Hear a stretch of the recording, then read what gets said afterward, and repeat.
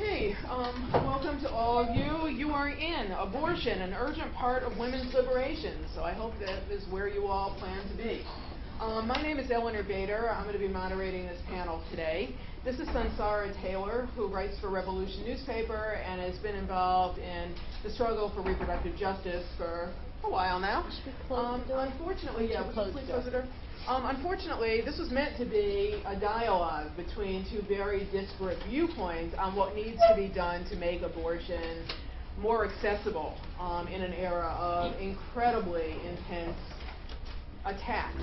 Unfortunately, Cristina can't be here today. She had a family emergency, so she unfortunately won't be here. So Sunsara is going to speak on her own, and we hope that all of you will have a whole lot to say about broadening the struggle for reproductive justice and making it a struggle that people are really talking about. I mean, anyone who's paid attention in the last couple of months, all of 2012, this has been the year of the attack on women. This is the year that misogyny has taken precedence in a way that is almost unheard of. And I'm clearly not a kid. I've been around for a lot of years, and in my memory, this is the most vicious the attacks have ever been. And it just seems like on a daily basis, the attacks from state after state after state are accelerating in a variety of ways, all of them target against women and our bodies and our bodily autonomy. Just on Wednesday, Mississippi passed a bill that says that abortion is illegal after the fetal heartbeat can be detected. That's at about 6 weeks. Now, in most of the country, abortion is legal to 12 weeks. Some states, like New York, it's legal to 24 weeks. And in much of the country, it's 18 weeks. So going back to 6 weeks means that women in Mississippi basically have to know virtually immediately that they are pregnant, which is something that doesn't always happen. You may have also noticed that transvaginal wands are being proposed in many states across the country, where women will be invaded, literally, by the state in which they reside, so that the doctor can either show them what the fetus looks like at whatever stage they are thinking of possibly terminating their pregnancy.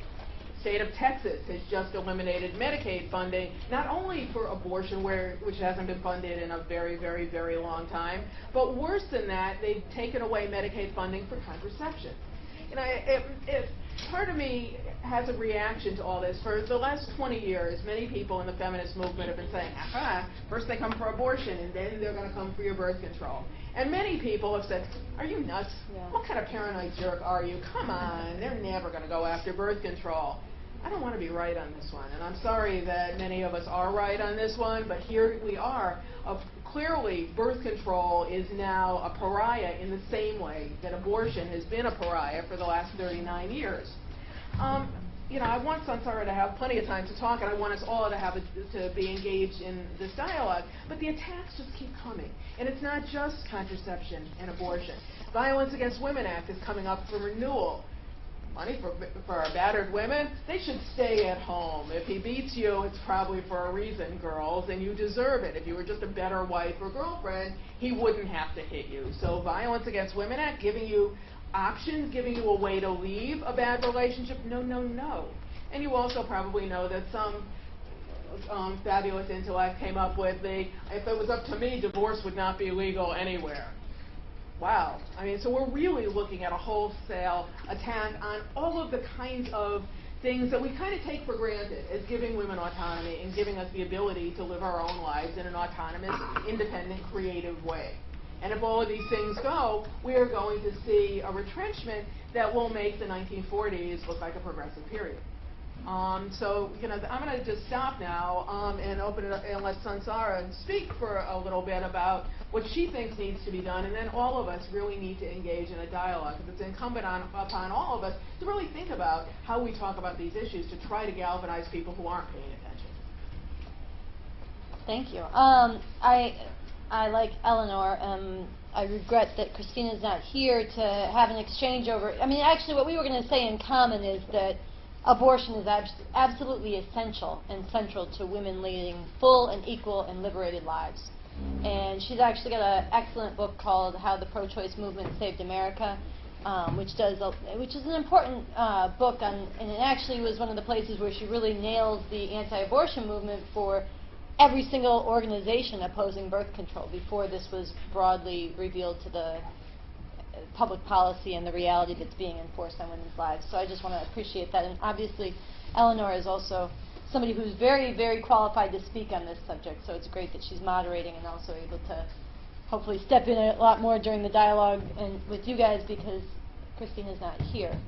But for my own part, I wanted to present in a couple of ways. Mostly I want to frame where is this assault on abortion coming from and how to understand it, because if we don't understand how we've gotten to this place, we can't get out of it. And I want to begin by saying abortion is absolutely a moral and legitimate choice for women when they need an abortion for any reason, under any circumstance. Should a woman feel sad about having an abortion? No. Forced motherhood is female enslavement. People say, but what about, if a woman is raped, or what about if she really wanted the fetus, wanted a child, doesn't that make abortion sad? No. The rape is the crime. The abortion is very liberating. The medical problems that prevented a healthy pregnancy and child, those are the tragedy. The abortion is a great and liberating thing. It's very important that we start from fetuses are not human beings. They are a subordinate part of a woman's body.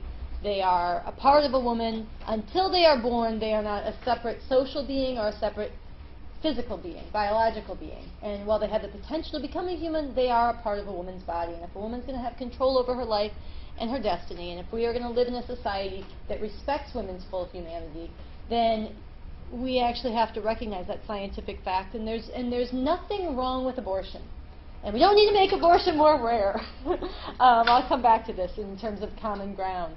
Actually, right now, there are huge numbers of women who can't get access to abortion, who have to go through all kinds of hurdles to get to it, doctors who risk their lives every day to provide it, tremendous stigma on doctors and women who get abortions. All of that needs to be fought. And actually, if we do that, abortion will be a lot more common, because there's a lot of women who don't get it right now who need it. There's also, we need birth control widely available, which would make abortion less necessary, but that's sort of a secondary matter to the fact that it's a perfectly moral and legitimate decision for a woman to make. And I think that's the first thing, and if we want to, we should have some discussion about that, because it's so rarely talked about. Abortion, why is it such a big deal? Why does it keep becoming like this huge, everybody says, oh, we were going to have the elections about economics, and now it's the social question. Again, abortion keeps coming up because women who cannot decide for themselves when and whether to have children really are not free. And there's two fundamentally different views of women. It's a very new idea, historically speaking, on the planet. A very new idea that women are full human beings, that we're not breeders, that we're not servants to men, that we're not property, that we're full human beings. And along with this was an idea that emerged in the last century. It's been fought out in different ways. There were revolutionary struggles and revolutionary state power in China, where radical changes were made before capitalism was restored there. There was a women's liberation movement in this country, which fought, in many realms for the recognition of women's humanity, and against a lot of violence against women and stigma against women, and accomplished a great deal. But in the 60s in this country, a revolution wasn't actually made. And so this system, not just the women's movement, but also the whole revolutionary upsurges of this society, and the system remained intact. And it has, since then, reasserted an enormous backlash against all the gains of the 60s, the women's liberation struggle, but also the broader revolutionary upsurges. And I think it's really important that it's only in that context that we can understand sort of the newness of the idea of women being fully human, having the right to birth control, having the right to abortion, having the right to determine when and whether they would have children.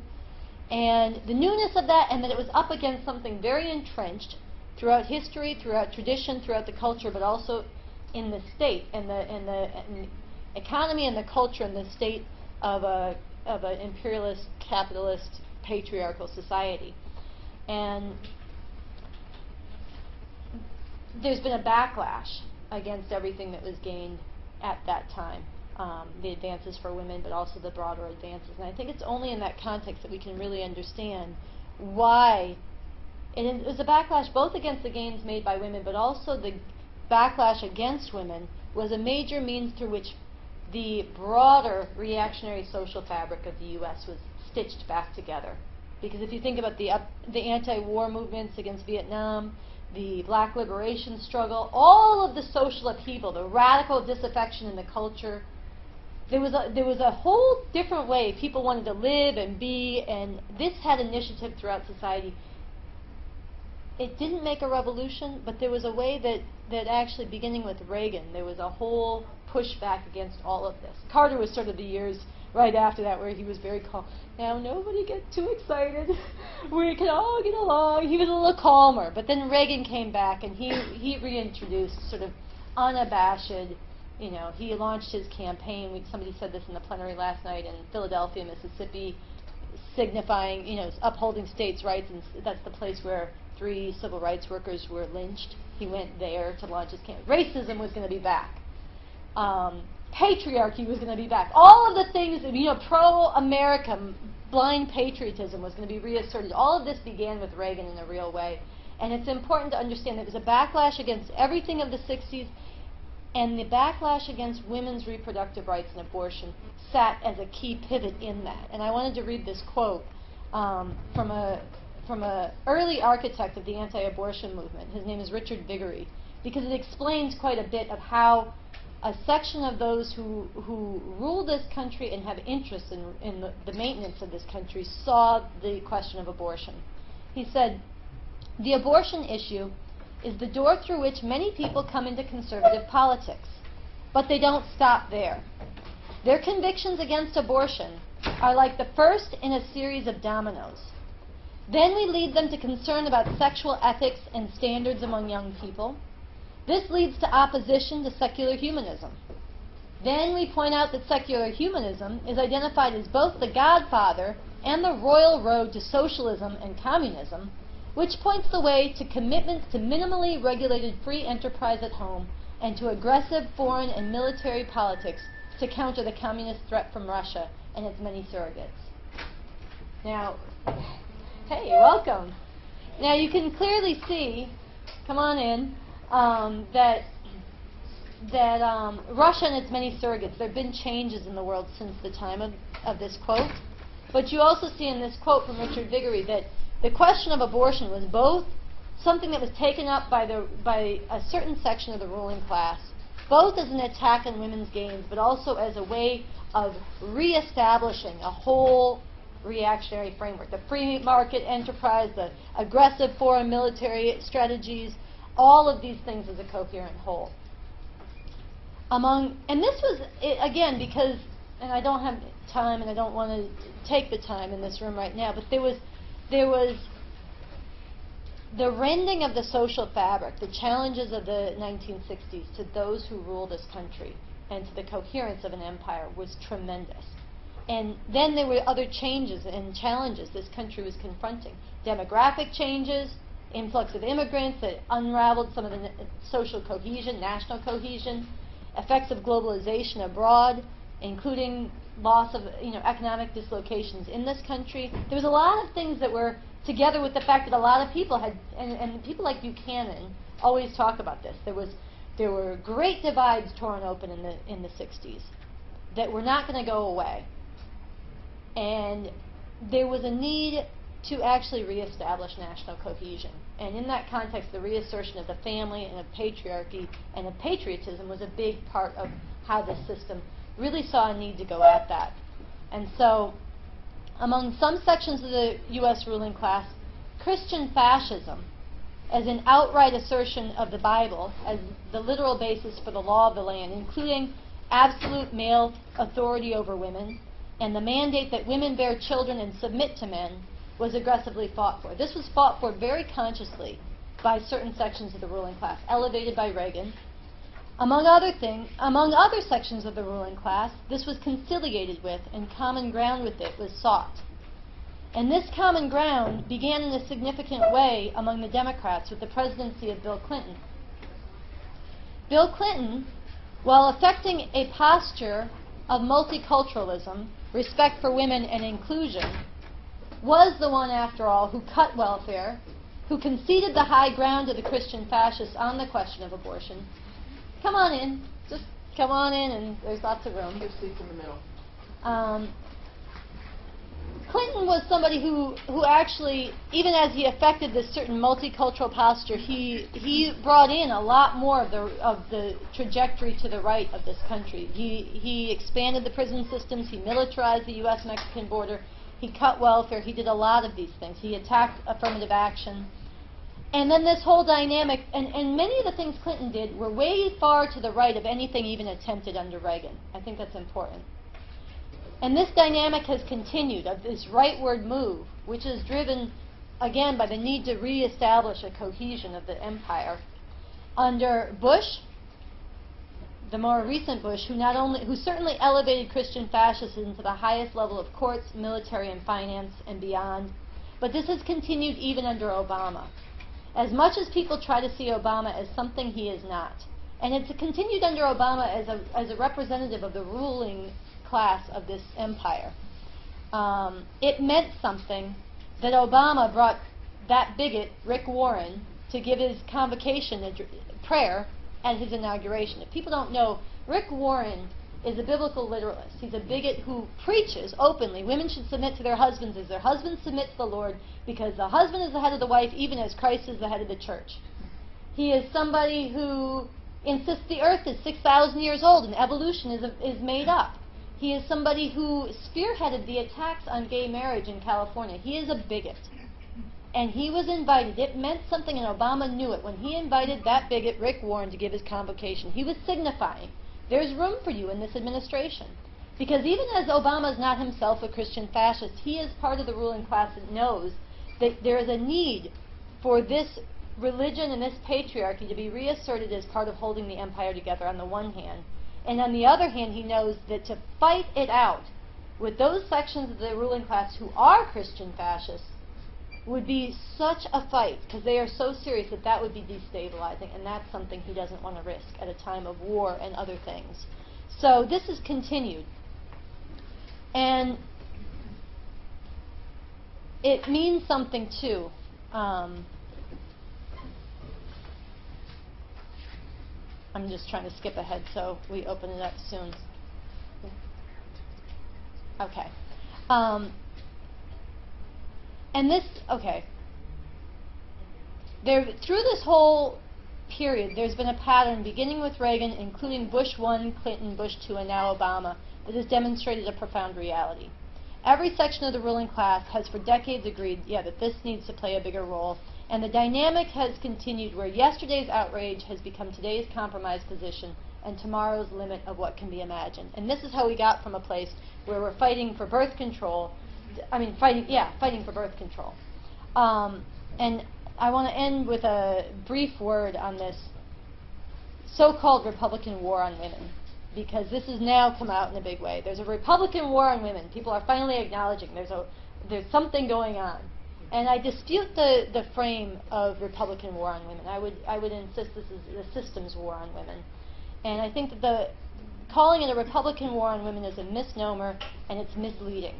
It implies that this is somehow just a partisan or surface phenomenon, and that it's only coming from the Republicans. It implies somehow that the Democrats could or should be relied upon to stop it. It ignores the fact that what is driving this war is much deeper than the prejudices and ignorance of certain religious bigots and the followings they've whipped up. It ignores and seeks to hide the fact that, as I've been trying to speak to, those religious fascists were given backing by powerful ruling class forces and quite consciously given the means to whip up and forge a massive and growing social base. And this frame of the Republican war on women mobilizes people to keep looking up at the Democrats, to keep signing stupid and meaningless petitions from Move On and NARAL and others to send to the Democrats, and to keep giving their money to the Democrats as each day the Democrats compromise and conciliate and cough up more and more of the rights of women. And this brings me to the two brief quotes, and then I'll conclude. One is from Bob Avakian, where he says, "If you try to make the Democrats be what they are not and never will be, you will end up being more like what they actually are." And in the back and forth, we could talk about what that means. I could give examples of how I've seen this, where people who 2 weeks ago would not have conciliated on birth control are already defensive about birth control, because that's how far, in the matter of a month, the debate has changed. And the other is from the call from the World Can't Wait, which says there is not going to be some savior from the Democratic Party. The whole idea of putting our hopes and energies into leaders who tell us to seek common ground with fascists and religious fanatics is proving every day to be a disaster and actually serves to demobilize people. And so my prescriptive part of this discussion is that really we've lost ground because of a whole trajectory that has been set in place, responding to both the backlash to the 60s and the needs of the empire as it's gone through changes and challenges. And that one of the biggest, most paralyzing things is that people have continued, and the worse it gets, the more scared people get, and the more they are hoping somebody up in power will do something to stop this. And actually, that's gotten us further into the bind we're in, and we have to get out of that. By getting out of it, setting different terms, abortion on demand without apology, women are not incubators, fetuses are not babies, abortion is not murder, and relying on ourselves and mobilization, mass political resistance of people insisting that that's how the world should be, and we're going to fight for that. So that's what to set a framework for discussion. I don't know if you want to respond or we should open it up. Well, I want to open it up, but I also know that I'm sure that not all of you agree with everything that Sunsara has said, and that I want to make sure that it's really clear that we want to debate some of this stuff. Some of you may feel like there are Democrats who deserve to be supported because they actually have been very strong pro-choice advocates and have really spoken up and been very upfront about their support for both for reproductive health in a more general way. So I want to talk about that and not just have you all accept as a given that, oh yeah, the Democrats are just exactly analogous to the Republicans, because I think if Cristina was here, she would be very clearly saying that that's not so, and I'm putting that out as well, because I don't think that any blanket characterizations are ever 100% accurate. But I want us all to be able to talk about some of these things. How do we put the agenda forward? Many people feel like we can't even talk about abortion, we can't even talk about birth control because some people will be offended. If we say the A word, oh, they'll think that I'm a slut, and oh God, even at my advanced age, I don't want them to think I'm a slut. Well, screw it. Say aloud, wear it proud. And we've got to really think about how we have these conversations, especially in rooms that aren't filled with people, all of whom are likely to be pro-choice and agree with one another. How do we sit down at the dinner table with Uncle John and Aunt Mary, who are fundamentalist Christians, and still be able to have the conversation? Because when we only talk to ourselves, we also end up back into a very small corner where, we pat each other on the back, but we don't move the agenda forward. And we have to figure out ways to actually be able to talk about sex, sexuality, relationships, queer politics, the whole nine, and be able to advance the agenda by opening it up and being brave and being bold and saying what needs to be said outside of the safe confines. So I want to open it up to you. What I ask is that you all tell us your name. We're a relatively small group. Hopefully we'll be working together in the future on these issues, so let's start getting to know each other now. So people want to make comments or ask questions. Now's the moment. So who wants to go first? Okay, who are you? I'm Abdul Lakeem for Activist Nation, here to play the devil's advocate. Good. So ding, here we go, round one. Okay, as far as, we have a spectrum that is excessively, let's say, conceptually, there's a spectrum that's excessively liberal to one that's excessively conservative. On the excessively conservative side, you have the Puritan cultures, the Sharia cultures, the Quakers, those of the Shaolin monks who are deeply involved in prayer and meditation and stuff. And on the other side, you have the anarchists, the insane people who just go around doing crazy things. And granted, this is under the ideology that we are not at our best. This culture, this popular culture, is not one that's excessively involved in recreation and entertainment. It's clearly not the best. So how do you approach a conservative who says,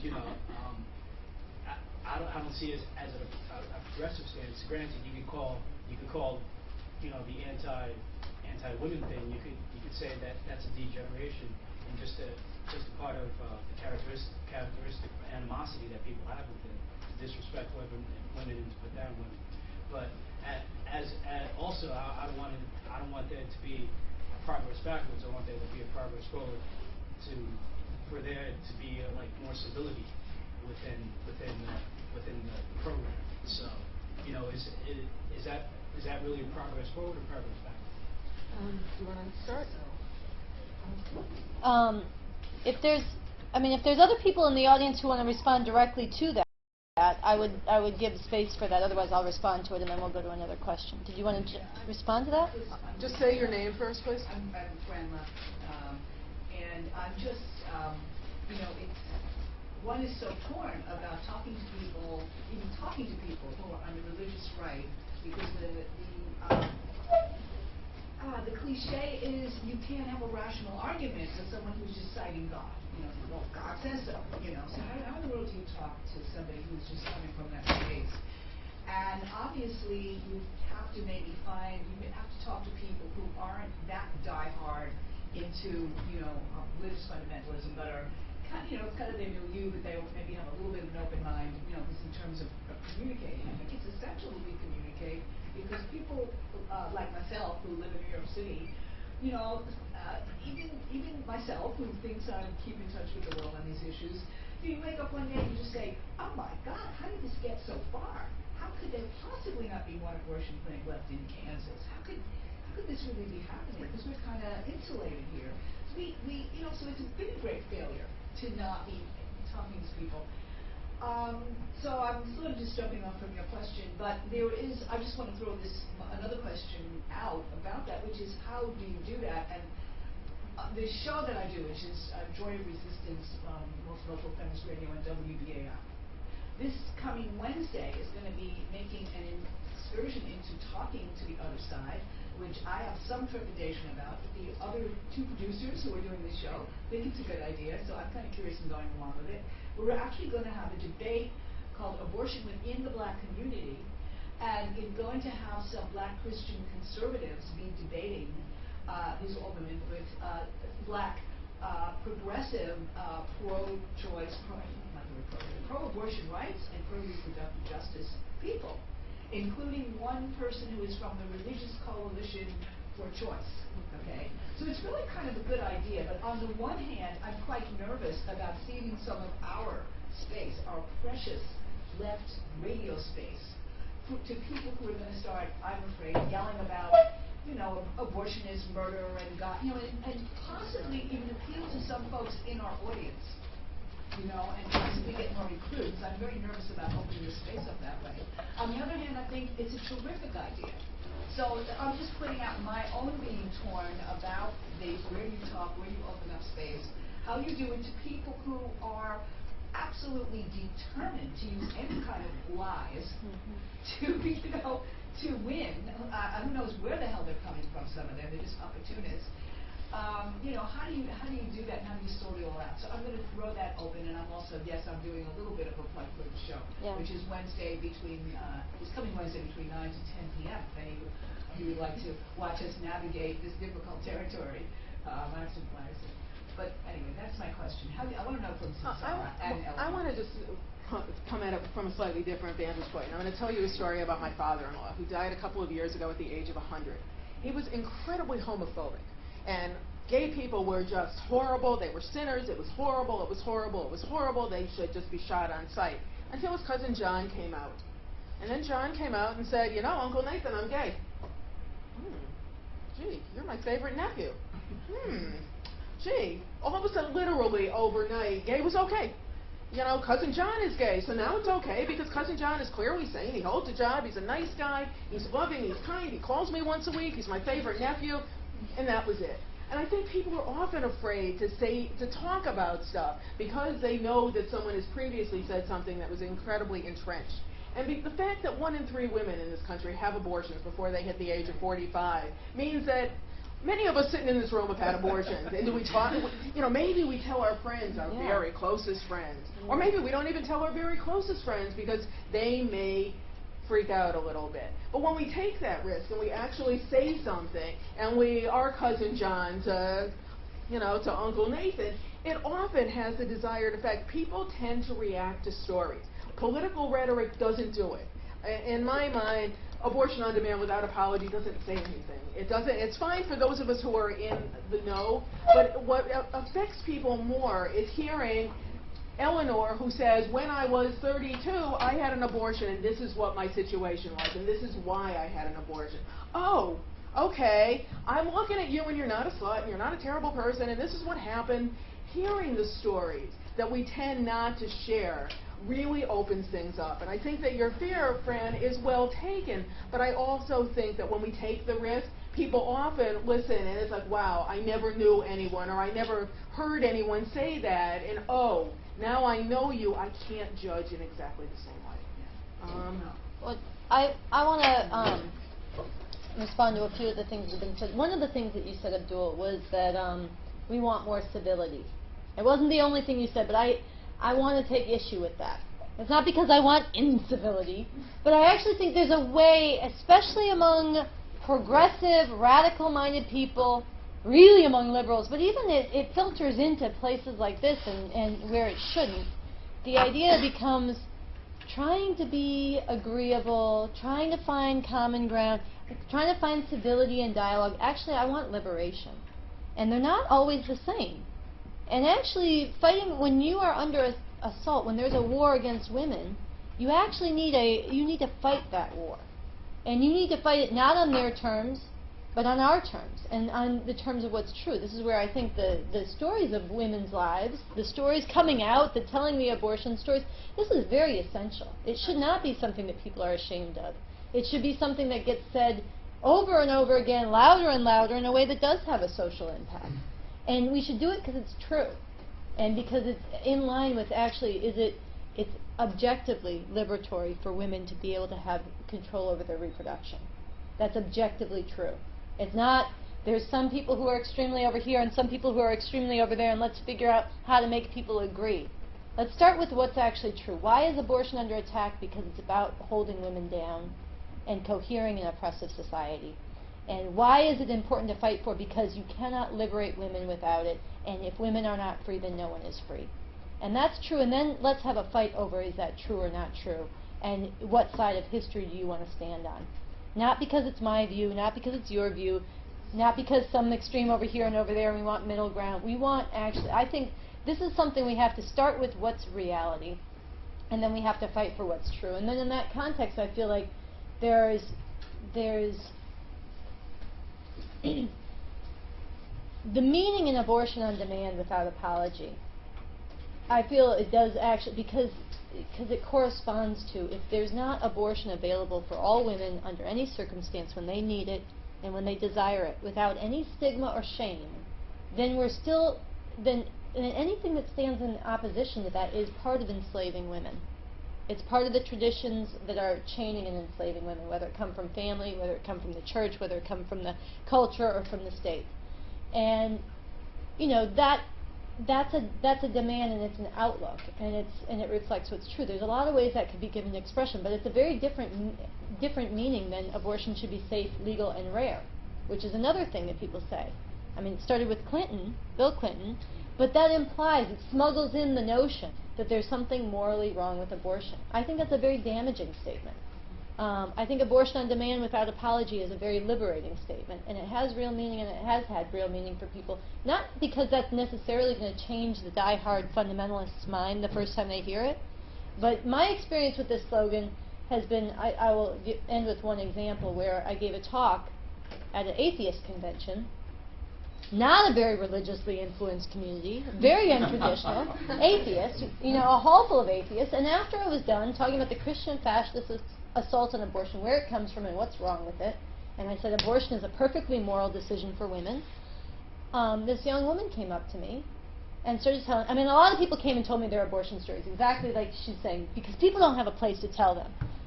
And so this one woman, though, she told me her story, and in the middle she started bawling. And the heaviest thing, this really made a huge impression on me, because she didn't feel bad about her abortion.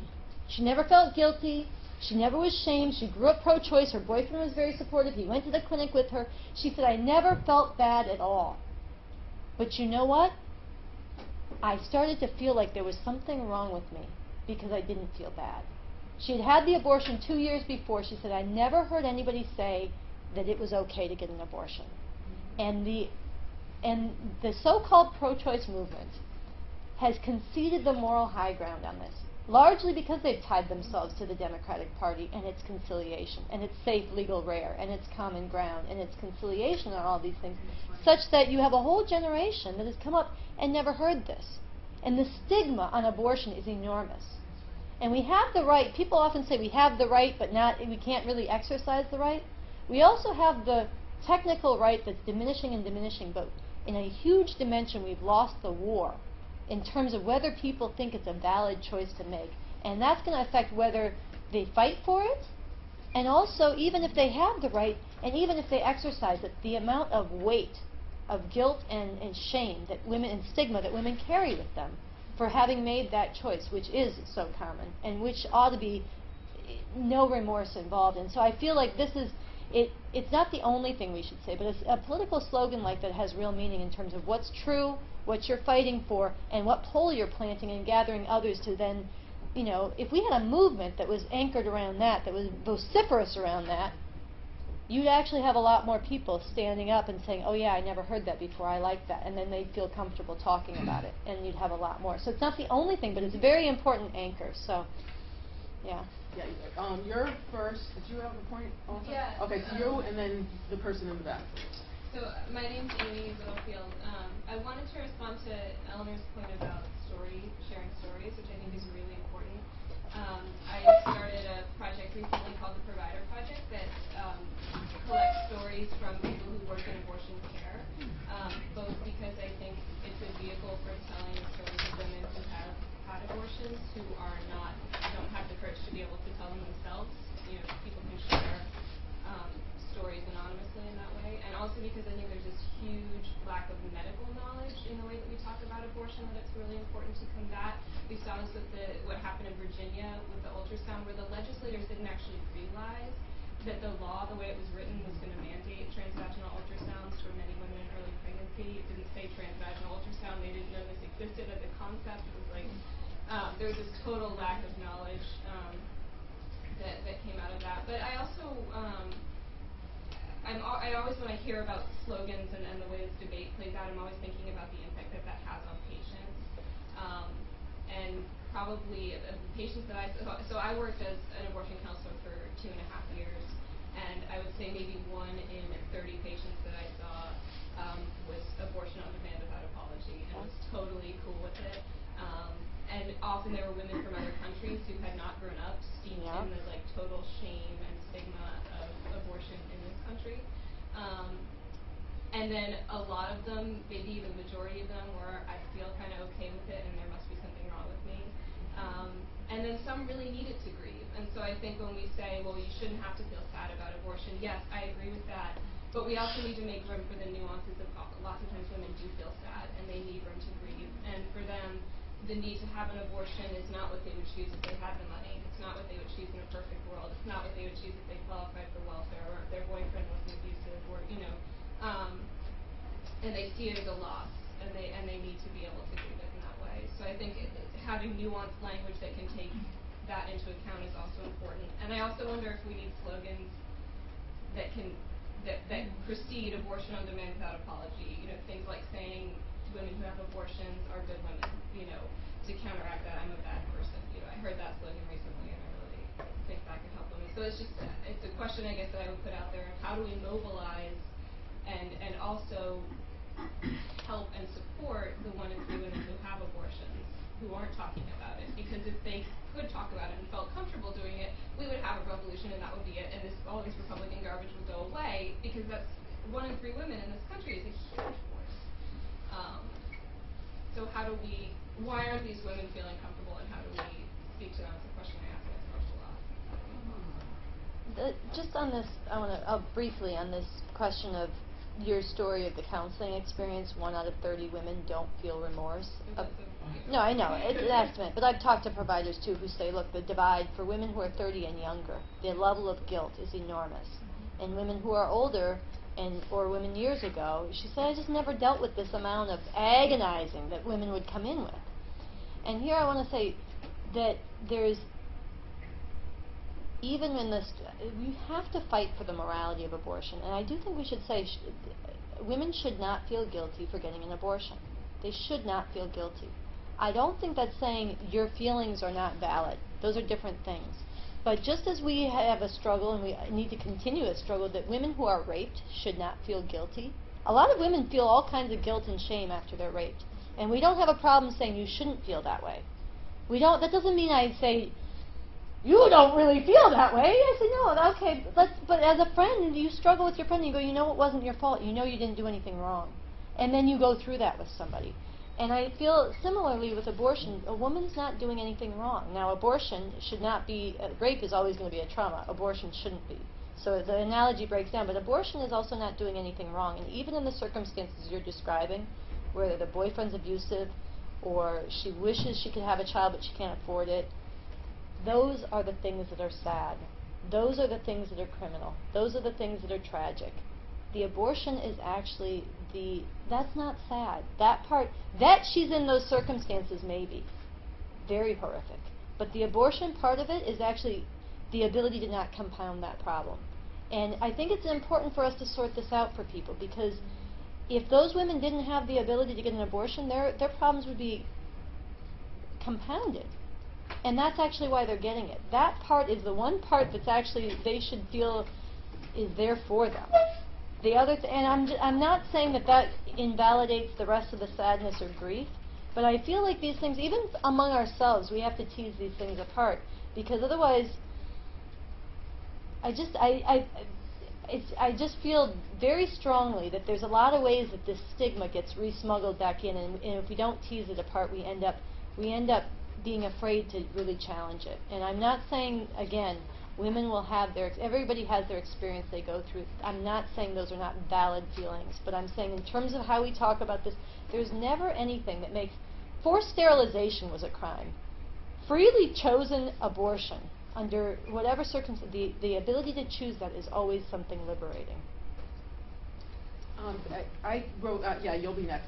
I worked on a book that came out in 2001 about the history of the anti-abortion movement. And when I interviewed providers who had opened clinics in the 70s, right after Roe versus Wade, all of them said they opened their clinic and they thought that it was going to be like dental offices. There would be one every couple of blocks, because it was legal now, and you would just go around the corner to your local abortion provider, and what would be the big deal? They were completely blindsided by the anti-abortion movement and by the fact that the movement was so dedicated to making people feel guilty, to the extent that now there are two different groups that call themselves pro-voice, and that are telephone hotlines. One is called Backline and the other is called Exhale. There are phone lines where women can call when 10 years after the fact they're still grieving that abortion. And while they shouldn't feel guilty and they shouldn't be grieving, they are. The reality is that they feel really badly about what they did, and they still are stewing. They haven't been able to let go of the feelings that make them feel like they're a bad woman, that they've sinned in some very profound way, and that they're going to go to hell in a handbasket. And they need to talk about those feelings 10 years down the line or 15 years down the line. They're still stewing in it. So that while we can have our ideology that says they shouldn't feel, the fact that they do tells us that the stigma is really very deep. And it comes from religious sources, it comes from secular sources, it comes from TV, it comes from movies like Juno, it comes from all kinds of places where you keep getting reinforced with the message that abortion is somehow sinful and wrong. And that if you just had better control of your life, you wouldn't have needed to do this terrible thing and kill your baby. So that we've got a long way to go in terms of dealing with the feelings. Heather Alt is an artist who has created these enormous banners that she's putting up in front of clinics all over the country that celebrate 4,000 years of choice, is what she calls it. But they're those huge banners that say, you know, good women have abortions.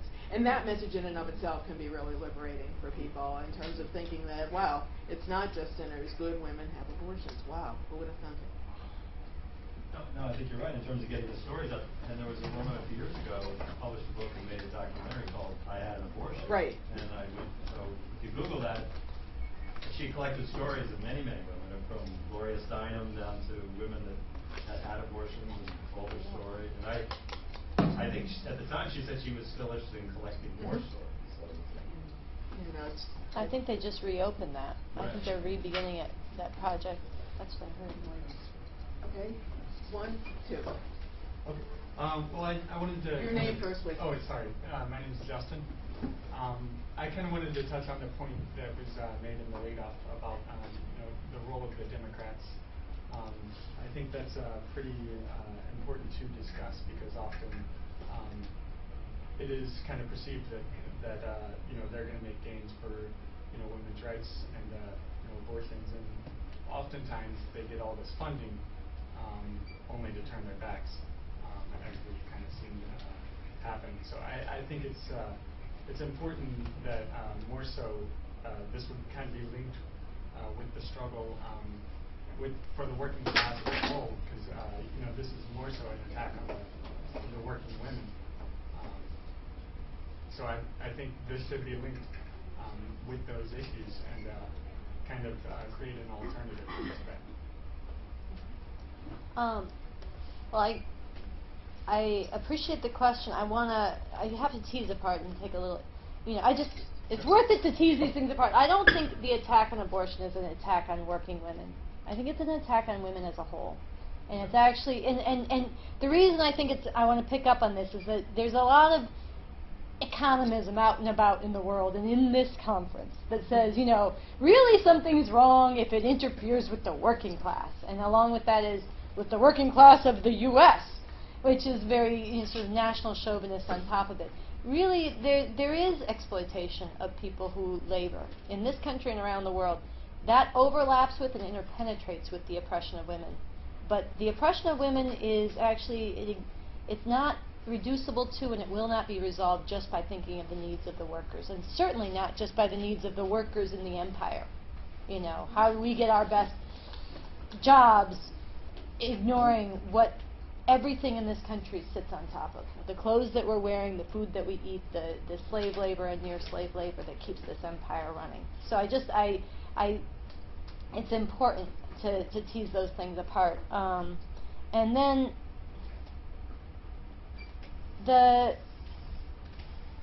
it is perceived by a lot of people that the Democrats are going to fight for women. I don't think that perception either mainly grows out of illusions flowing from or relating to the working class. I think that after there were different strains of the women's liberation movement, even back in the 60s and 70s, and there was more bourgeois feminism, which was fighting to get in, and there was more radical and revolutionary strains that were seeing the need to liberate women had to do with creating a whole different society and some kind of revolution. And there were different varieties within that, but as the movements of the 60s and 70s died down, a lot of that upsurge and feminism became, the bourgeois variety of feminism became identified as the main way that you could act in the interests of women. That happened on the one hand, even as those trends more and more wed and subordinated themselves to the Democratic Party. And there's been a dynamic there that where people have lost the sense of their ability to affect change themselves, independent of the ruling class political structures. And really, abortion rights were won. Segregation was ended. All these things that were concessions of the system because people acted outside of the bourgeois political channels. And that's been erased from people. A lot of people don't even know how these things were won. And it's been erased and at the same time, the assaults have gotten so bad and so vicious that even I know probably, I don't know you for sure, but I would guess that if you go back in the last 10 years, there's probably at least 1 or 2 or 4 of those years where you said, and this was really the worst year yet, because it keeps getting to be, holy shit, now we're fighting over birth control. Now there's state-mandated rape. Now in Arizona, they're passing a law that says that doctors don't have to tell women. You go in for a fucking prenatal exam, the doctor doesn't have to tell you if there's a problem with the fetus that could be developmentally enormous. After the sonogram. They don't have to tell you. That's what they're entertaining, because it could be a conscience law. If they're against abortion, they could force you to carry pregnancy to term and have your whole life fucking foreclosed and distorted and shaped because of that doctor's bigoted prejudices. This is what we're debating now. It is worse than we thought it would be. But on the one hand, it keeps getting so bad, and people don't think there's another way to act, that they keep hoping against hope, and always the Democrats quibble on the edges. They always quibble, so they give you enough to say, well, at least they're doing... No. They're not really. They're leading you to conciliate. The more you rely on them, the more you end up going along bit by bit. And everybody thought, this is the last thing I'll say, then we'll open it up again, but everybody thought Obama, he called up Sandra Fluke, the law student who fought for birth control. He called her up after she was called a slut. And this was great. This is Obama saying, he didn't call her and say, I'm going to fight for birth control. He didn't call her and say, I'm going to fight for abortion. He didn't call her and say, we're going to stop these religious bigots. He called her up and said, your parents should be really proud of you. And the week before, he called up Timothy Dolan, the head of the Catholic bishops, the one who led the assault on birth control. He called him up and said, let me change my policy to appease you. It didn't appease him. But he's calling Sandra Fluke here, and he's calling Timothy Dolan there, not because he's concerned about women, but because he's concerned that the social fabric of this country is being torn apart over the question of, are we going to recognize women's humanity, or are we going to reduce them to breeders? And that is the question that's being forcefully decided. And he's interested in holding together the cohesion of his empire. He is not fighting this from the interest of how are we going to protect the lives and defend the lives of women. And this is something that has got people very mixed up, and the more vicious it gets, the more desperate they are to believe. And it's kind of like you got to let go of that and get out and take responsibility. And we have to do this from below ourselves. Just very briefly, Roe versus Wade was 1973. The first attack on abortion was against poor women, and it was the attack on Medicaid funding for abortion in 1977. So the theory at that point was, we'll go after women who don't tend to get involved politically, and those middle-class feminists won't utter a peep, because the assumption is they couldn't care less about poor women either. And lo and behold, at this point, 30-some years later, only 15 states voluntarily fund Medicaid abortions, and 35 states have absolutely no funding for poor women. So it was certainly an attack on the most vulnerable women first. You wanted to ask a question, and your name first? Oh, I'm Susan. My family has a long history of this issue from my grandma.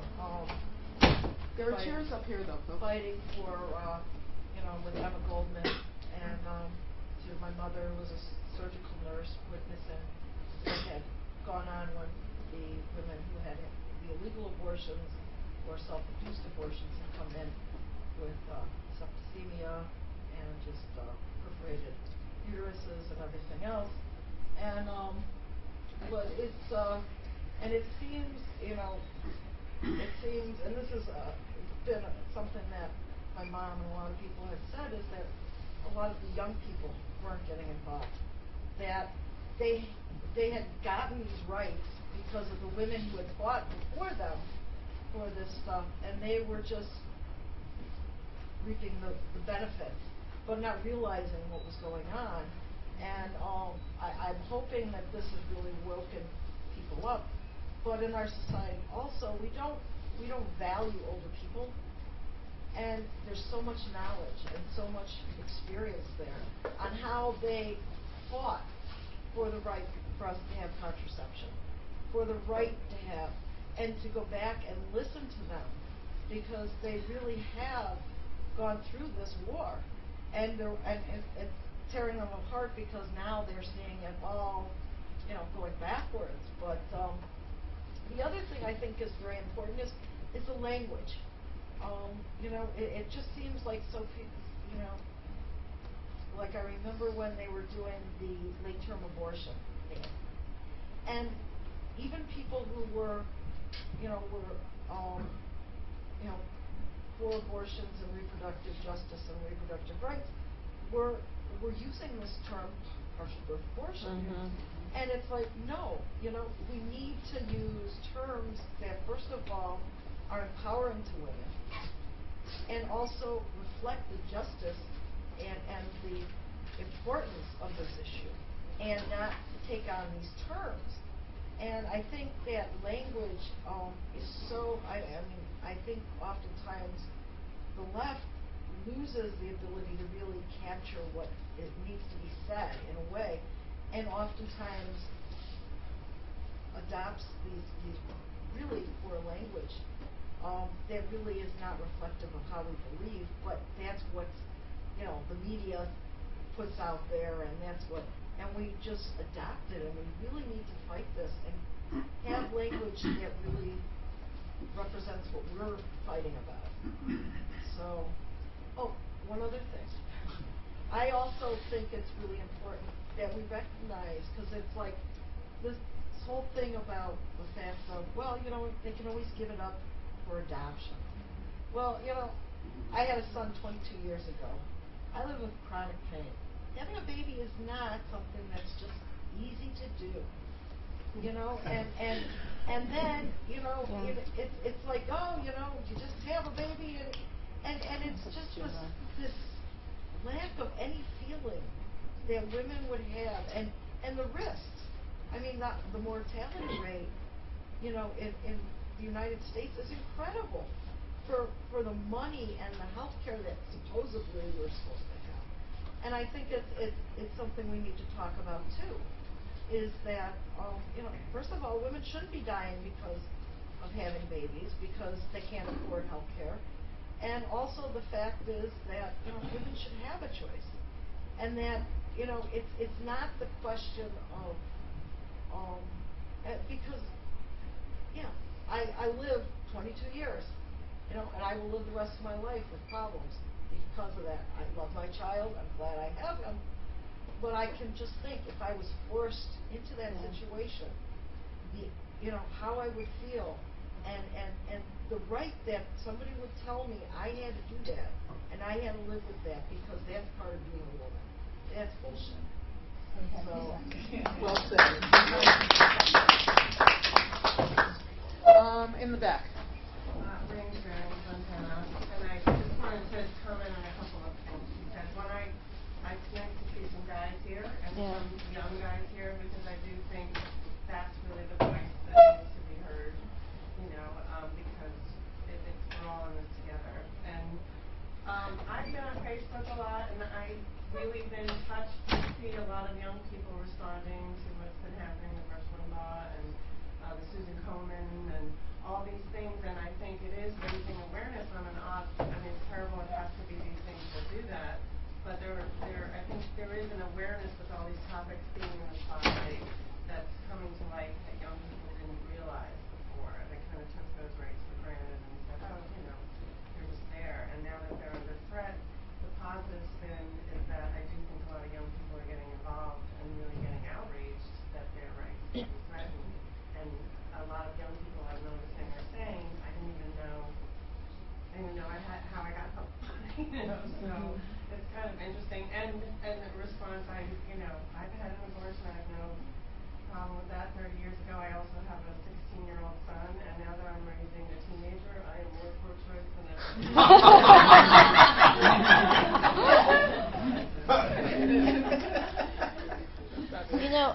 Just on this thing of the attacks have gotten so extreme that they're moving people to wake up, I think it is a moment that we have to grasp and we have to act on. The thing that the thing I think is important to make a distinction here is that, I spoke in a class about 2 weeks ago. It was a women's studies class, and the students had never talked about, they were, never thought about, like you're saying, their rights, where they came from, anything, and they were so shocked to hear these. The professor read a bunch of quotes from Republicans, and they were so shocked to hear them. And then the most, to me, disturbing thing happened, which was that the professor, and I don't put this on her, but it's a trend. I use it to typify something. She started to explain to the students why birth control is so important for women. And she said, listen, you were there. You can help me remember this if I get it wrong, but my recollection, she said, even besides contraception, even besides preventing pregnancy. Immediately. She said, it's really important for all these other conditions, medical conditions. And she started listing health conditions where you need birth control, where it's valid health care coverage besides for contraception. And while those are important things to bring up, that these attacks on women's rights are so vicious, they have such disregard for women that they don't care to take away birth control, including for all these other health conditions. The thing that was so conspicuous is that she had immediately conceded standing up for the legitimacy of women having birth control to be able to control whether or not to get pregnant. She said, take that off the table, it has these other uses. And it reminded me of when, over and over again, we've seen this, when they tried to ban all abortions in South Dakota, including in cases of rape and incest.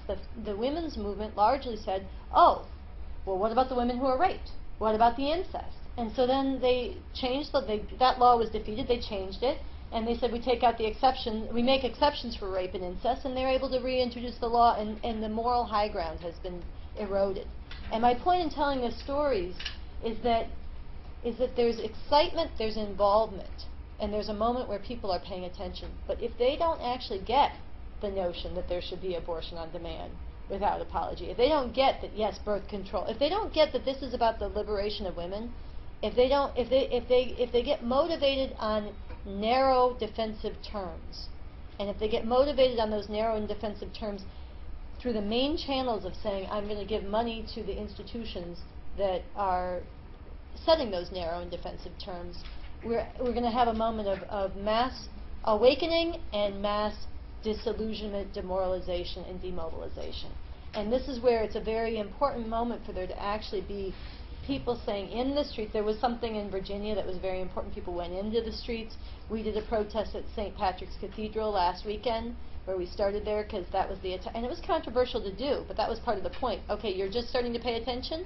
You need to learn now where this is coming from and where it's actually heading. They are against birth control. They are against divorce. They are trying to get to that world, and if you don't stand up and fight, we're very close to it. And we're getting closer by the day. And there's something where we have to take that awareness, that waking upness, but we actually have to take it somewhere different than it's spontaneously going. And that's where there has to be resistance, mass mobilization, and on different terms than people are even thinking about as they're waking up. I just want to quickly respond to one thing that you said earlier about the adoption. People often just cavalierly make a statement that, well, if you don't want the baby, just put it up for adoption, as though you don't like your kitten and give it to your neighbor. Unfortunately, I mean, if you read, there's a book called The Girls Who Went Away that talks about the women who actually were forced to go into homes for unwed mothers and then put their children up for adoption, and the kind of agony that is very different than 20 years later still worrying about the abortion that you had. These are women who will wonder for their whole lives what happened to that little girl or that little boy that they put up for adoption. Maybe if it was an open adoption, the child will at some point in time contact them, but clearly they're never going to establish a relationship that is a parent-child relationship. So that on an emotional level, it's so cavalier to say, well, they should just put it up for adoption. It's not that simple. There's a lot of emotional angst that goes into putting up a child and spending your whole life wondering if that child is okay and went to a home that was loving and good. Your hand, yes. 1, 2, 3, Fran. Your name first? Sherry.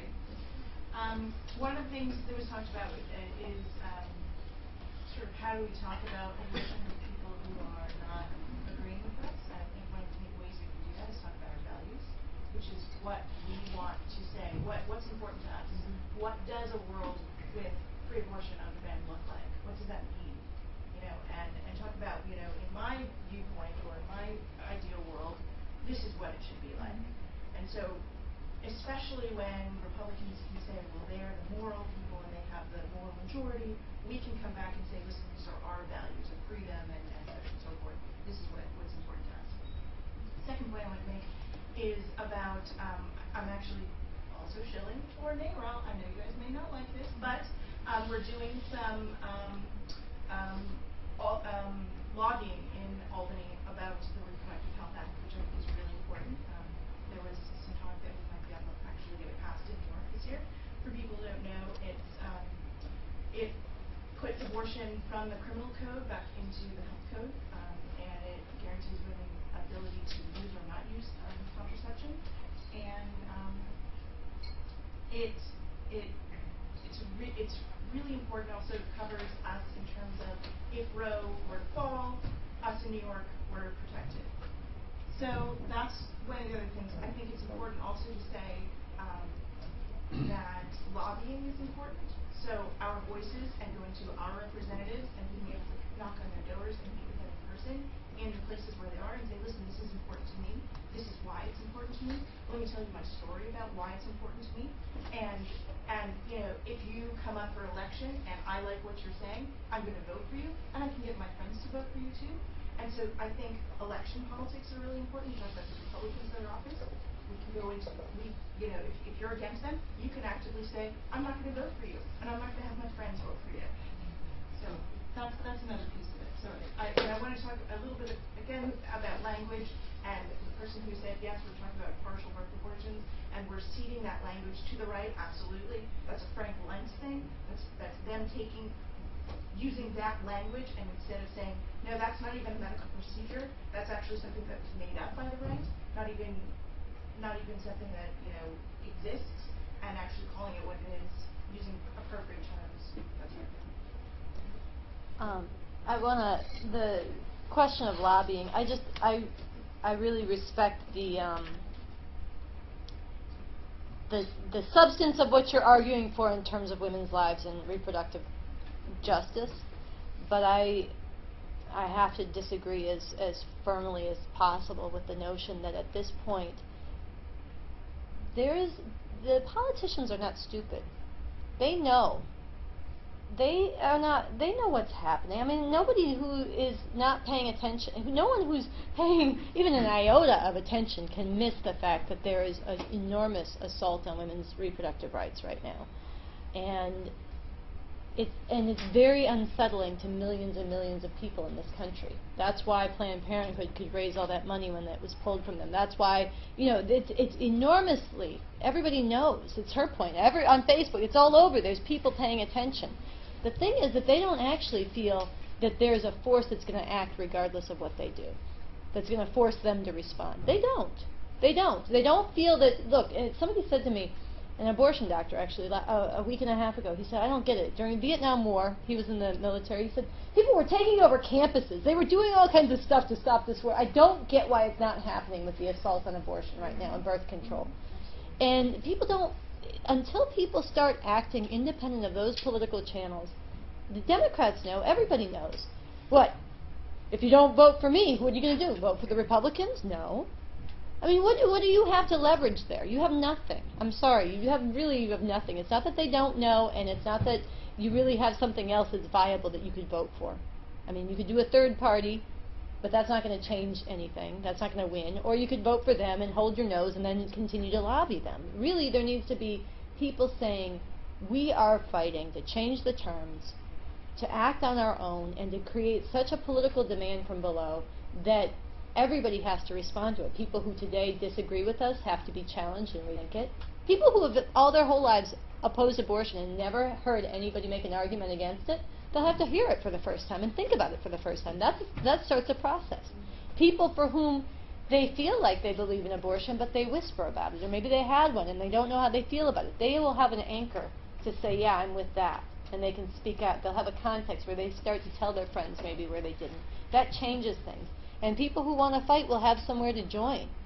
And there'll be that happening. And everybody will respond to it in society and in the halls of power. That's how abortion was won. That's how, you know what I mean? It really was. It wasn't won because somebody got enlightened in the Supreme Court. There was something else going on throughout society. And that's really what's...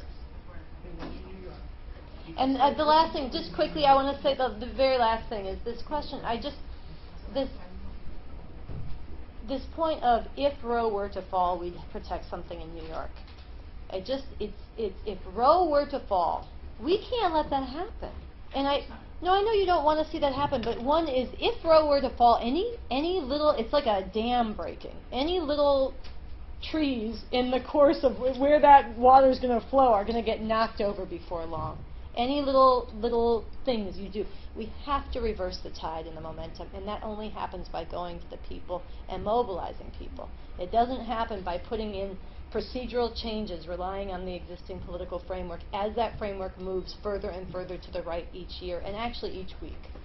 So I would argue that it's not either or, and I know a bunch of you want to speak. I think that it's really important to look at legislation. Legislation affects our lives every single day. If Medicaid funds get cut off in New York, a hell of a lot of poor women in New York are going to suffer. we've got to keep Medicaid in New York. Passing the Reproductive Freedom Act in New York would be an essential. The Reproductive Health Act in New York is essential. Stopping legislation about these transvaginal sonograms. All of these things are legislative assault. If we just let them happen because we're not paying attention, because we have a bigger agenda, we get screwed at a local level. It's both. We have to look at both simultaneously. Two questions, I apologize. One, is any work being done with religious groups that are actively theologically pro-choice to move them to speak out more? Because they've been so slow. I heard there was like one bipartisan women Jewish group that did something that I heard. The other question, real quick, is what are some occupation targets that we could have? Like, do we occupy Catholic hospitals? Like, what do we go to occupy to escalate this? In terms of the religious stuff, there are two groups, Religious Coalition for Reproductive Choice and Faith Aloud, both of which do work within their various pro-choice denominations within the Protestant Church and within the Jewish faith groups. But clearly, they're very small. So while they go to different congregations and every once in a while they pass the plate and raise some money, they do clinic defense around the country. They are definitely there doing clinic escorting at different clinics. But in terms of a national presence, everyone assumes that, oh, religious people, they're anti-choice. And that's not true. So there's clearly a whole lot of work that needs to be done to put out there the reality that most of the religious world is actually pro-choice. In terms of targets, I'll let you hit that one. Man, I want anybody who wants to talk about that, stick around, and I'd love to hear you. I don't have a prescription there, but I definitely unite with the spirit, totally. There are lots of places that could be targeted. There's a lot of places. I don't think we can narrow it down to one or two. You had somebody on that end had a question. Your name? Michelle. Just going back to adoption real quick. There's a really good movie to watch for free on Netflix. Could you speak a little louder? Yeah, Netflix. It's called Off and Running. I don't know if any of you've seen that. The movie called Off and Running. Yeah, the woman who comes from she was raised in Brooklyn, and African American woman, grows up in a Jewish family, and so it was just a really good film about how identity is formed, and really it hits on abortion because not to give the whole thing away, but it hits on it slightly because she actually decides to have an abortion at some point, and that's not the focus of the film. The film is really about like how we develop as individuals, and I know it might be off topic, but when you mentioned that, I just thought that was a really good film, and doesn't focus on any particular religion, but I think that is a good opening that people would see, oh, well, this person was adopted and they chose this. I just thought that was really strong. Okay, thank you. I want to make a case for how, if you want the best possible deal you can get from the Democrat Party, you're better off being a flaming radical. Yes. Okay, you're better off. And let me give you an exact example. When we won the first law, one of the first laws in this country, in New York State, to legalize abortion in 1970, when Nelson Rockefeller signed the law, he was a Republican and he was under a lot of pressure, and his right-wing cohorts were saying, why in the world are you signing this law to legalize abortion? And he said, because if I didn't sign this law, those repeal people, repeal all abortion laws, which was the demand of the radical feminist movement, it's just take it off the books. It's like any other medical procedure. Those repeal people might have their way. So we had to sign this law as a compromise to get them off our backs. Okay, and that's what will happen when you go all the way for what you want in this society. Hopefully, I know you want to go much further than that. But at the very least, you will get that when you have that kind of radical movement, and that's a really good case in point. I want to also make a case for the state, in that context and on its own, the phrase abortion without apology and on demand, because what that phrase does, and all phrases like it, is it breaks down an important taboo, which has a profound echo in people's psyches. Even if the people are going, oh no, that's going too far, please, how can you, and they retreat for a while, it got into their brain. It became another frontier, and it's going to stay there, and that reproduces, right, by the, across society when those kind of phrases are in effect. And the feminist movement that really won a lot of stuff and came close to winning a lot of other stuff was asking for things like free 24-hour child care. Okay, free 24-hour child care. Today, we're like, could we please have a week An of hour once a week, please. Yeah, right, unpaid parental leave, can we have 1 week of it? So those phrases were in the air at that point because it was a large movement putting out all these demands, and you got some of it. So even from the point of view of let's make the most of our legislators' opportunities, et cetera, we're much better off being in the vanguard, really, I think in terms of overall effect. You know, and there will always be people who will bring up the rear and broker the legislation, you know, which you'll get a lot more of if you're taking that stance. So that's what I wanted to say. And I'm sorry, I didn't make you say your name on the first round. Me? Oh, Bernard. No, I just had a thought. I'm not sure it's the least bit useful, but I'll put it out here. But in terms of like framing the debate, the so-called pro-choice people talk about protecting the unborn, and I'm thinking that. I'm sorry. The so-called pro-life people talk about protecting the unborn. I'm just thinking that. You know, there are worse things in life than not being born. I mean, if you're a fetus... How would you know, Bernard? What? No, if you're a fetus in the womb of a woman who really is not keen on you coming in, delivering, you know, giving birth to you, and if people just get their head around that for a minute, would you want to be born under those circumstances? You know, and so it's, I know that's probably a really hard argument to make, but I just think it's you know, when you say, well, you know, the woman's going to give you up for adoption, and maybe that'll work out all right. I really think I would pass. You know, as a fetus, I'll say, you know, I'll see if I can come back in another years or something. I had this at the so-called March for Life in D.C. on January 23rd this year.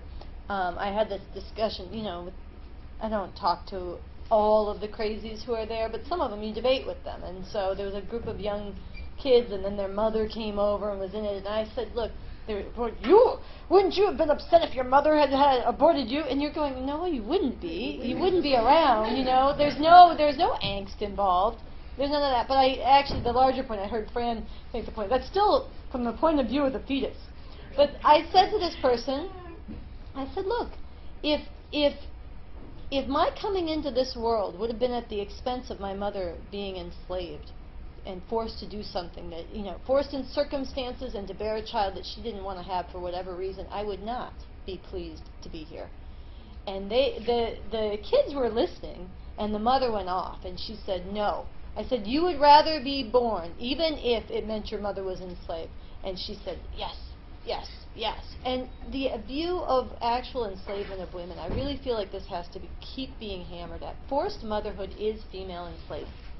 There's not a little bit involved. It's total. That's absolute. A society, it's like rape. I just want to be very clear. Forcing women to bear children against their will is like rape. It's forcible control by a male supremacist society over the woman's body and very life and future. And it is that violent and that degrading and that oppressive and that enslaving. And this is where we got to get out of the mealy-mouth, the middle ground, the common ground. And that's true. People should have to deal with that, and they should repolarize around that. I'm not for, this gets back to the civility, I don't think we can avoid all polarization. There are some people who don't think women are human. If we want to avoid polarization, that means we all have to capitulate to them. I'm not for that. I'm for repolarizing. Let's say what's true. Women are human beings. That's enslavement. And then let people sort themselves out in relationship to that. The thing is, like, we've lost ground on abortion stigma, on all of these things, because we haven't fought for this. As a, you know, in a broad way. A few people have. I'm not disclaiming that there's been anything done. But as a trajectory, there's not been a fight to say, actually, forced motherhood is female enslavement. There's nothing there's no morality, there's no moral high ground in being quote-unquote pro-life. You're pro-female enslavement. Now now that we've cleared that up, let's talk about, and fetuses are not babies. There's a baby, we had this one for the kids who come out to the clinics who say, a baby's not a baby till it comes out. That's what birthdays are all about.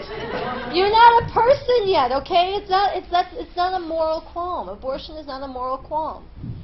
Forced motherhood is. So let's clear that up too, and then let's fight for this, and let's educate people about the science. People don't know anything about human reproduction, about human evolution, about human biology, about actual science. Let's fight that out so that people are so demystified what pregnancy is.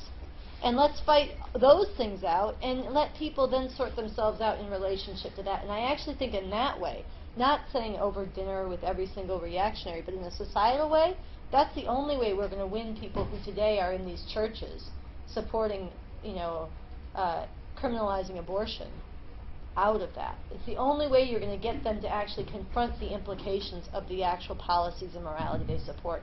And a lot of them in those churches will support it, even if they know, like that woman, if they know it's female enslavement, they'll still enforce it. They'll still support it. But a lot of them, there's a contradiction between what they think is right and the scriptures that they are being told to believe and the male authority of those churches that they are being told to follow. And if we don't actually force them to confront that contradiction before it goes any further backwards, the sooner we do that, the more chance we have of breaking people out of that.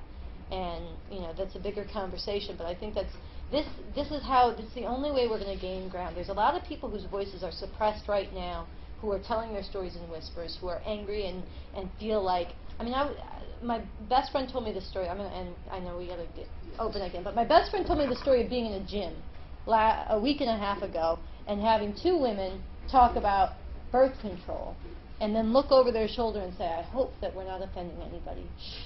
Oh my God. And those people need to be screaming, not whispering.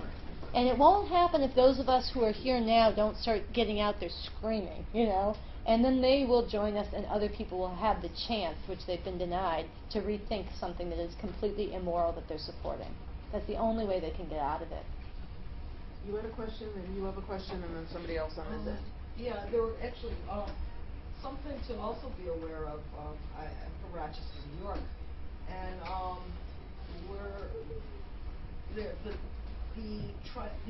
some of these organizations are trying to legitimize themselves. The one I'm speaking of that I have experience right now with is Feminists Choosing Life. Oh God. And they are literally trying to get involved in different groups. There's what we have this like Gandhi Institute, and they're sponsoring this event, and one of it was about infants, the infants in China where the killing of infanticide, yeah. And the female selective sex right, abortion. Right. And then going to Occupy and saying, oh, we support Occupy.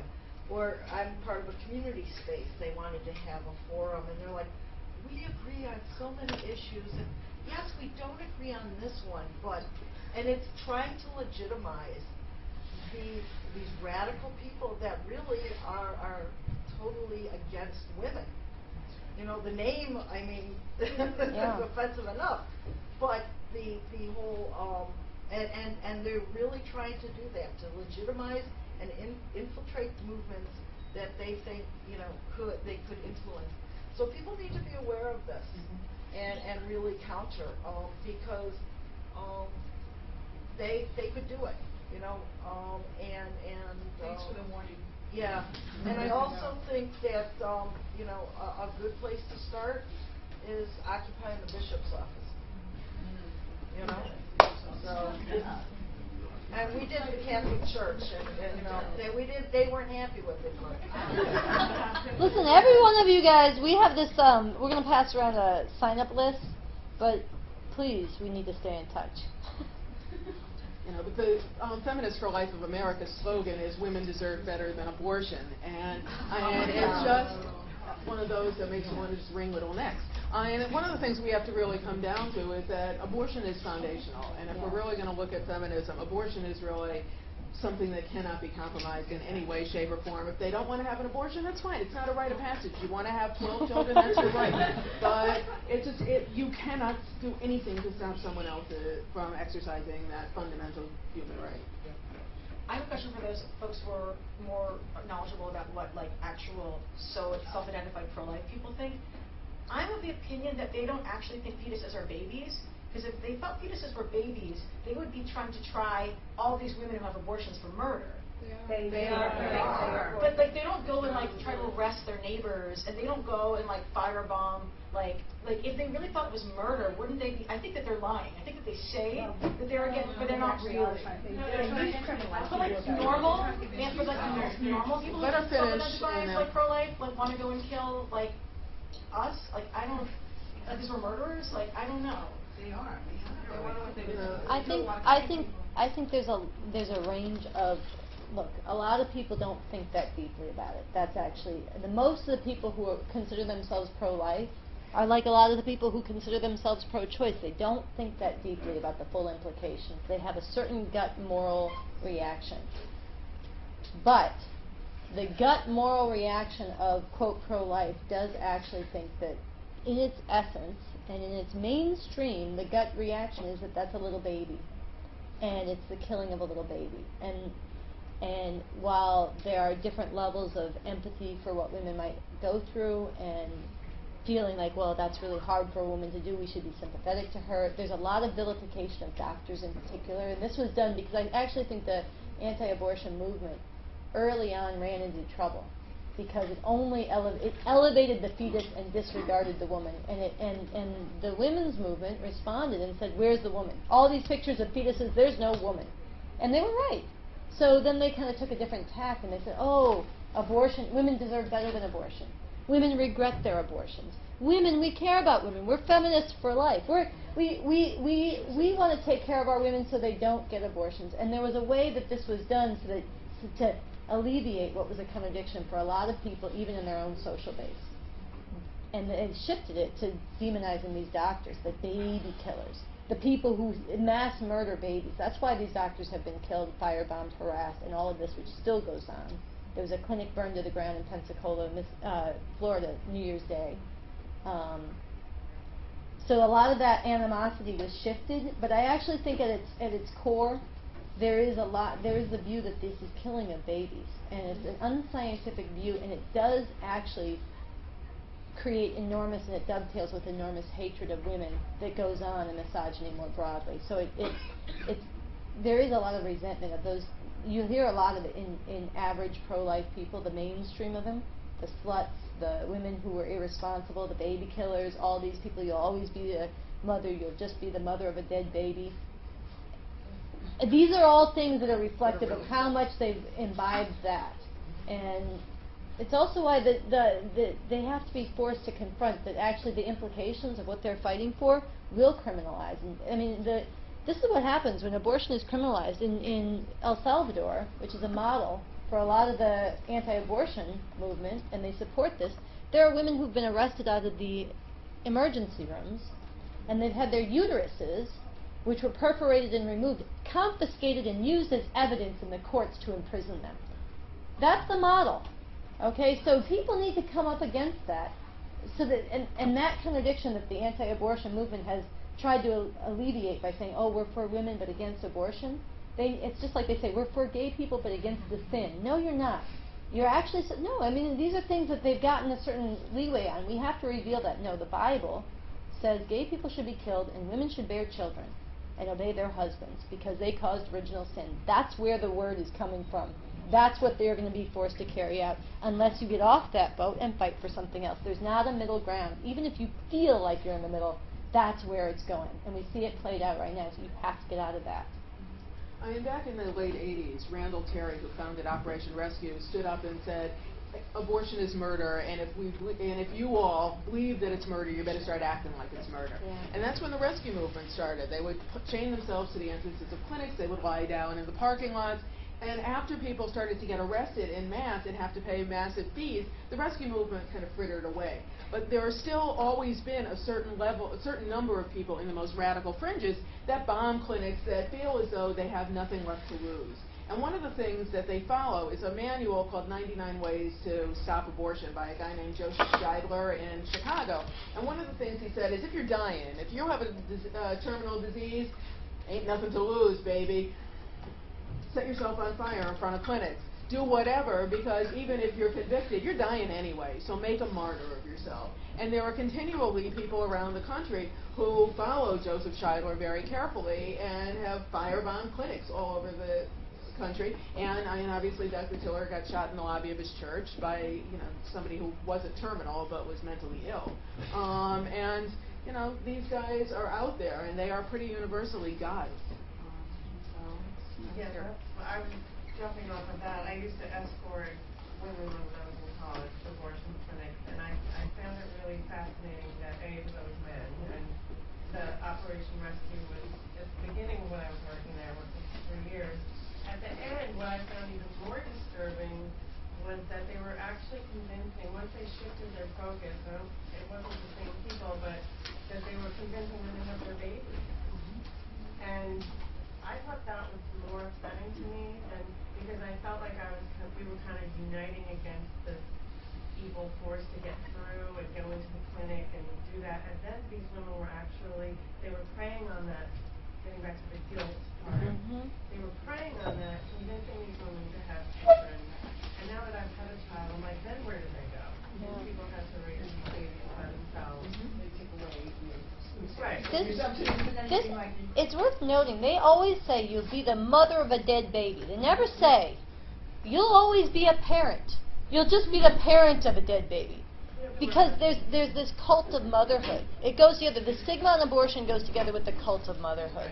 And the notion that if you're a female, the most important thing you'll ever do, you might be this, you might be that, you might be Michelle Obama. You go to her website, whitehouse.gov, and you look up her page, accomplished woman in many regards. I don't agree with her in just about anything, but very accomplished. It says, I'm many things, but first and foremost, I'm the mother of Sasha and Malia. This is the message, the cult of motherhood. The most important accomplishment you can ever have is having a child. It's what comes out of your womb. It's not true. This goes back to biblical notions of what women's value is. It goes back to patriarchal property notions as the breeder of the inheritance. All of this stuff, the policing of the abstinence, the policing of women's sexuality, and then the policing of their reproduction. And I wanted to bring it up because the guilt, it's about abortion, but it's also the stigma, and the studies that have been done show it's very much about the stigma of women being fully human and not being mothers. And look, if you want to have a child, that's part of being human. Men and women can both have children. But the cult of motherhood is something different than that. It's something that's elevated above your full humanity. And every time they get a victory and they get some woman to actually have a child, instead of going, or keep her at least that day from going into the clinic, they post it on their website as, whoo-hoo, one for us. And I teach at a community college in Brooklyn, and on the first day of classes, I always ask my students to write about any first. And I say, obviously there's some firsts you probably don't want to share with a room full of strangers, but whatever. And this time, I was completely stunned. One of the students talked about the first time she went to an abortion clinic and she was met by a nun, and that wonderful nun convinced her to have her baby. And she went on and on about now she's the mother of 3, and I'm happy. You like your kids, you're thrilled that you became a mother, more power to you. But that's what she chose to talk about as her first. And the rest of the room, you could just see everybody kind of looking at this as, wow, another one saved for Jesus. And it was really kind of a stunning moment. Right. Yeah, well, no, she might have been intercepted on the sidewalk. She was intercepted by a sidewalk counselor. But probably from a CPT. No, it wasn't. It was outside the actual abortion clinic where some nun was standing outside and giving out literature and I will pray with you. Are you Catholic, my child? And she made the mistake of saying, yes, I am. Oh, well. And we're going to pray over you. And the poor woman was, 20 years old, and now was a 10-year-old. 1, 2, and then we're going to be out of time. One of the things that's interesting, telling you stories from Rochester, but we had this right-wing radio guy in Rochester, and we had a program in our schools, which unfortunately is gone, where young women who decided to keep their child were able to continue school. Which I think is great. Well, they were given awards for doing this. I mean, I know I was a mother, it's hard. And then to go to school and everything else and be a teenager. And he was, well, I can't believe they're giving them awards and this. and they were predominantly a black women. And then when I hear about like Palin's daughter, and oh, isn't it wonderful? She's keeping her child, and that. Well, you know, it's the stigma, and I think one of the things that's been a problem within our movement and the feminist movement and the whole idea is this. It seems like we're divided on our issues, and we have to really realize that there are different issues within different groups of women, but that we all have to stick together and fight and stand up for all women, including the right to have a child. If that's what you want to do, that's what we should give you the I support to make that don't want possible. somebody to tell me what I have to do. I'm not going to tell somebody else what to do. You're going to be the final word. I just wanted to say a quick word on the complexity of women's decision making, and then I think that story that you shared, that woman probably didn't make up her mind because of what one woman said to her in 3 seconds outside the clinic. That conflict was probably already within her, in part because of this intense religious stigma, and she wouldn't have stopped to listen to the nun, because most women don't, if she didn't already have that. And as far as the women that they claim to have, you know, changed their minds, probably those women, a lot of those women called up the clinic 3 weeks later and said, okay, now I'm ready. You know, and we've had that happen. I saw that at the clinic where women would say, I couldn't come in today. The signs outside were too intense for me. I was not expecting to see fetuses for 3 blocks outside the clinic. But, you know, we see them. Sometimes it takes them months to come to terms with their decision, to talk to people, to, you know, and so this idea that people have that women are callous, and no, women think it through. They are the only ones who know what's best for them. And that's why I feel like I never have the right to say to someone, this isn't sad, this isn't complicated. It might be sad, it might be complicated, but ultimately it has to be her choice. Okay, well, we're kind of out of time, so thank you all for coming. Yeah, thank you guys.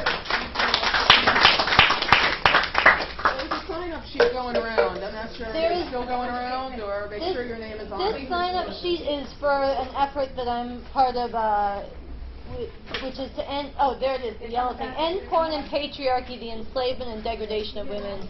Abortion on demand without apology. We're doing many things, but sign up, we'll stay in touch. On the back there is this paper. Yeah, thanks.